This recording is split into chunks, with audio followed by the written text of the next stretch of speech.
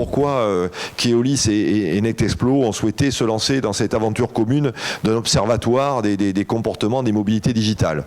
Bon, d'abord, côté Keolis, on aime bien se reconnaître comme des gens qui, depuis longtemps, je n'ose pas dire depuis toujours, mais depuis longtemps, en tout cas depuis 10 ans à coup sûr, passons du temps et de l'énergie à bien comprendre les comportements, les attentes des citoyens mobiles dans des territoires.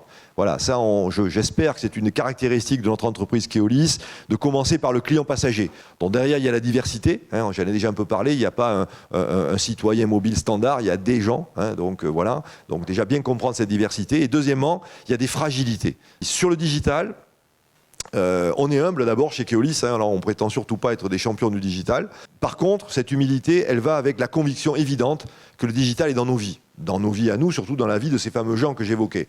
Voilà, c'est même plus une question, c'est une réalité, et ça le sera de plus en plus. Donc ça, on l'a bien compris, que si on voulait comprendre les gens, il fallait comprendre le digital. On s'est tourné vers Netexplo, on s'est dit voilà des gens dont c'est la vocation, hein, d'observer, de comprendre, non seulement en France, mais partout dans le monde. Et là, on a dit, voilà, là, il y a vraiment quelque chose à faire, il faut qu'on rejoigne hein, ces deux entreprises, ces deux institutions, qui chacune de son côté cherchent à mieux comprendre le comportement, les usages des citoyens, et là, d'où ce rapprochement. Voilà, donc, et l'idée de tout ça, la finalité de cette meilleure compréhension, c'est de proposer des solutions. C'est pas de rester, c'est pas une approche uniquement universitaire. Bon, c'est bien de bien comprendre les choses, mais on veut en faire quelque chose. Et ce quelque chose qu'on veut en faire, c'est des services, c'est des propositions de solutions qu'on va bien sûr porter devant les autorités organisatrices, puisqu'en matière de transport public, à la fin des fins, c'est bien des élus, des collectivités qui vont décider la nature des réseaux qu'ils vont proposer à leurs clients et la nature des services digitaux qui vont venir compléter l'usage de ces réseaux. Voilà, d'où le partenariat. Alors, Netexplo, c'est un observatoire qui a été créé il y a maintenant 9 ans. Sa vocation, c'est de pouvoir détecter et analyser les usages émergents du digital qui sont en train de changer nos modes de comportement, de fonctionnement, de gouvernance, aussi bien dans la société que dans l'économie. Alors, notre spécificité, c'est de capter des usages chaque année, j'allais dire par centaines. Cette année, c'est 2100 que nous avons captés, et de pouvoir les analyser. Et la façon dont nous le faisons, c'est grâce à un réseau d'universités partout dans le monde et des profs, qui sont des profs d'informatique, de digital marketing, de digital management, de design, dans tous les domaines, et qui vont faire travailler leurs élèves pour capter les projets dans leur zone géographique. Mais c'est particulièrement intéressant de comprendre ce qui est en train de se passer, parce que notre conviction à Netexplo, c'est que ce n'est pas un problème de techno, c'est un problème de culture, c'est un problème de mindset. Ça change notre façon de nous comporter, de échanger, de communiquer bien sûr, de s'éduquer. Et bien évidemment sur la mobilité, c'est un des enjeux les plus importants aujourd'hui. Alors ce qui est intéressant, c'est les détournements des usages. Nous, ce qui nous intéresse quand on parle d'usage, c'est pas simplement une techno, c'est de voir à quel point ces technos, vous avez des gens créatifs qui sont capables de pouvoir transformer une innovation qui n'était pas prévue pour telle application et lui donner un nouveau sens. Notre conviction, c'est de penser que si on met ces passagers au cœur de la stratégie, et cette stratégie d'optimisation numérique de la mobilité, on devrait avoir un phénomène communautaire beaucoup plus intéressant. Ce par quoi vient de terminer Thierry est vraiment une conviction partagée, enfin dans cette rencontre de deux partenaires, d'équipes, de personnes, c'est vraiment une conviction partagée que c'est en mettant les citoyens dans leur diversité que l'on arrivera à bâtir les solutions de demain. Il y a 7 tendances sociologiques qui apparaissent de manière très forte. La première, c'est l'exigence de simplicité. Dire qu'aujourd'hui, n'oublions pas effectivement que dans ce monde complexe, l'exigence première, c'est faire simple. Je veux comprendre comment ça fonctionne sans me prendre la tête. C'est une exigence fondamentale, la simplicité. Comment ça fonctionne? On veut faire confiance à la marque qui va donner l'information. C'est-à-dire que globalement, il y a cette demande de confiance, il y a cette demande de véracité de l'information qui est donnée, et on ne veut plus être dans l'incertitude. On ne supporte pas de ne pas être tenu au courant de ce qui dysfonctionne.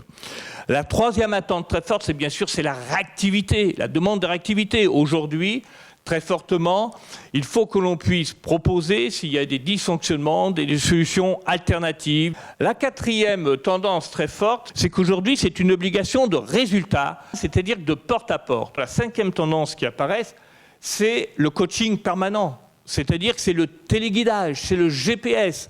Le GPS voiture, c'est je pars de chez moi, je dis où je vais, je ne me pose plus la question Je suis pris en main pour arriver à destination. La 6e tendance, c'est partout chez soi. C'est-à-dire que, je vous l'ai dit, on a aujourd'hui des gens qui explorent de plus en plus de territoires différents. Il ne faut pas que je sois perdu. Se sentir guidé, pris en main, comme si on était quelqu'un du territoire. Et la 8e tendance, pour terminer, c'est un besoin de réhumanisation. C'est-à-dire qu'un certain nombre de citoyens ont un peu peur que la course aux technologies se traduise par une perte d'humanisation, et bien évidemment, c'est tout à fait compatible. Donc voilà un peu, c'est cette tendance qui émerge. Ce n'est pas la technologie qui est l'essentiel, bien sûr c'est important.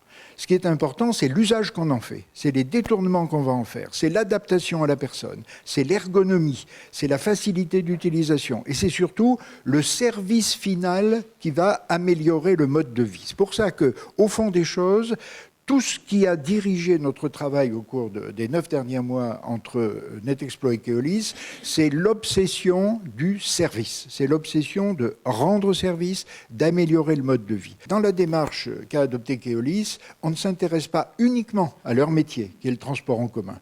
On se dit, si on veut vraiment rendre service aux gens qui se déplacent, il faut qu'on ait une vision multimodale. Il faut qu'on accepte que les automobilistes font partie des gens qu'il faut aider, que le piéton, qu'on est tous entre 2 stations, etc., est aussi un client. Qu'on ne peut pas se contenter de l'attendre à une station et de le déposer à une station. Qu'il faut faire du porte-à-porte, qu'il faut le prendre chez lui, qu'il faut se soucier de là où il va, à quelle heure il y va et comment il va faire le dernier kilomètre ou les derniers 100 mètres. On a ramassé un peu plus de 200 innovations qui paraissaient intéressantes quand on disait le mot mobilité, bouger, rendre service aux gens pour se repérer, etc. On a fait du nettoyage, on a filtré celles qui étaient aberrantes, on a regroupé celles qui étaient à peu près pareilles. On s'est retrouvé avec 167 pistes d'innovation. À partir de cette nourriture, à partir des études Keoscopie, on a nourri un groupe de travail de collaborateurs de Keolis. Alors c'est extraordinaire, c'est pas le boss qui a décidé souverainement, moi je veux ça. On a joué le jeu de se dire, il faut que les gens qui sont sur le terrain, qui rencontrent, qui sont au contact des collectivités locales, qui sont les clients de Keolis, qui sont au contact des usagers, qui sont au contact des conducteurs, qui sont au contact de la logistique, des gens du terrain, des gens qui tous les jours transportent des gens. C'est à eux qu'on va demander qu'est-ce qu'on pourrait bien tirer de tout ça pour faire un cocktail qui rende service à vos usagers, puisque c'est ça la philosophie de notre travail. Ça a duré un peu plus de 6 semaines, on a eu une trentaine de collaborateurs qui ont travaillé, on les a imbibés du résultat des Keoscopies et des 7 grandes motivations que vous avez vues tout à l'heure, on les a imbibés pendant 4 heures de nos 167 innovations, et ça s'est terminé dans cette salle-là par une grande journée, nous ce qu'on appelle un Creative Camp, une journée de créativité. C'est donc le mélange de ces 2 choses que vous allez voir aujourd'hui. Aujourd'hui, on va vous parler des 4 tendances prioritaires que ce groupe de travail de Keolis, venu du terrain, a pensé sélectionner en premier. On va prendre le premier scénario, c'est Thierry.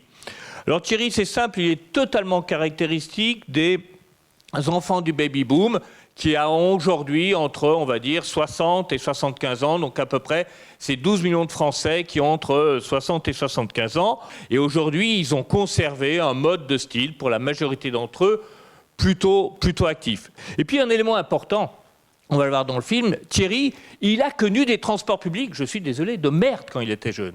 Et donc, ce Thierry qui, aujourd'hui, parce qu'il arrive à la retraite, décide de remettre sa voiture un peu et d'utiliser les transports publics en prenant un abonnement, mais il faut que ce soit simple. La demande de ces personnes-là ont tellement une image abominable du transport public de quand ils étaient jeunes, ont un besoin d'orientation, un besoin de simplification absolument nécessaire, et donc d'un confort psychologique, que leur déplacement soit sans stress, comme quand ils utilisaient leur voiture avant.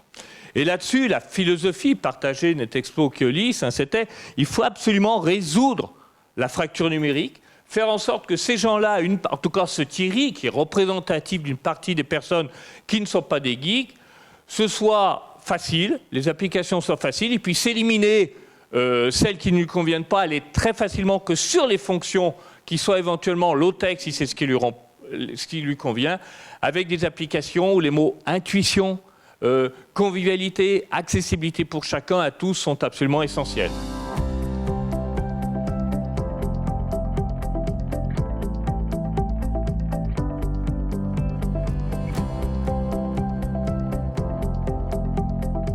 Alors le deuxième scénario, c'est Léa. Alors Léa, vous allez la reconnaître, elle fait partie de ces jeunes urbaines, plutôt grandes agglomérations, alors qu'on a des emplois du temps qui sont très occupés. Donc c'est bien évidemment quelqu'un qui, on va dire, est totalement fan de nouvelles technologies et qui compte beaucoup, je dirais, sur la puissance du GPS pour effectivement que sa vie soit simple, qu'elle soit réactualisée. Il lui faut du sur-mesure personnalisé, quelque chose d'adaptable, et bien sûr de la réactualisation permanente. Et la philosophie, c'est vraiment donc une mobilité individualisée, mais avec effectivement une éthique en matière de profilage consenti, avec l'apport collaboratif, et en échange de quoi la personne, Léa, va avoir effectivement des solutions qui lui apportent réellement un plus essentiel par rapport à ce qu'elle aura défini comme critère essentiel. Je suis habillé de telle manière, je me sens plus en insécurité le soir ou en fonction de la météo.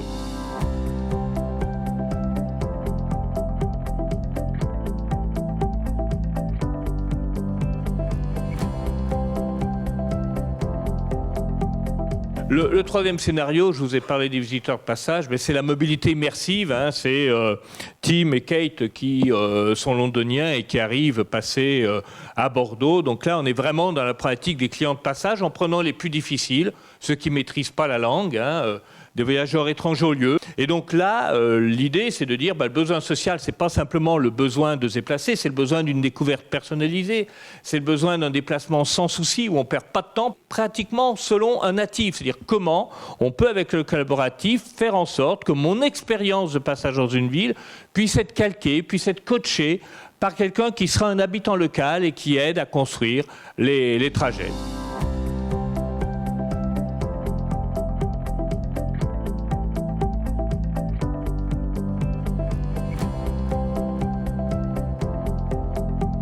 Le quatrième scénario, c'est la mobilité humanisée. C'est-à-dire c'est vraiment l'émergence, comment on passe du collaboratif à l'entraide. Donc les profils s'équipent. D'un côté, il y a l'ensemble de la population, tous les voyageurs dans leur diversité de profils, qui sont prêts à collaborer, qui sont prêts à faire un geste d'entraide en leur proposant de pouvoir aider l'ensemble des citoyens qui ont des difficultés, des fragilités et des besoins spécifiques. Comment on peut, dans ce scénario-là, faire un co-marketing social de la mobilité. Donc voilà, d'un côté, ceux qui sont aidés ne sont jamais perdus, ne se sentent jamais seuls, ils peuvent toujours compter.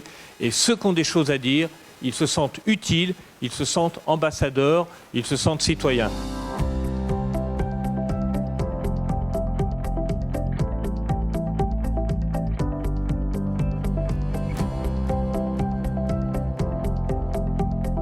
Mon mot de conclusion, c'est que la technologie ne vaut que si elle rend service aux gens. Et notre philosophie, c'est que Smart City, c'est bien, mais c'est les gens à l'intérieur de ces cités qui sont importants. La synthèse entre les deux, c'est Smart Move, c'est ce déplacement intelligent. C'est ça qu'on essaie de faire, donc le citoyen et l'humain au cœur. Pour tous les profils et tous les territoires, je crois qu'on a beaucoup insisté là-dessus.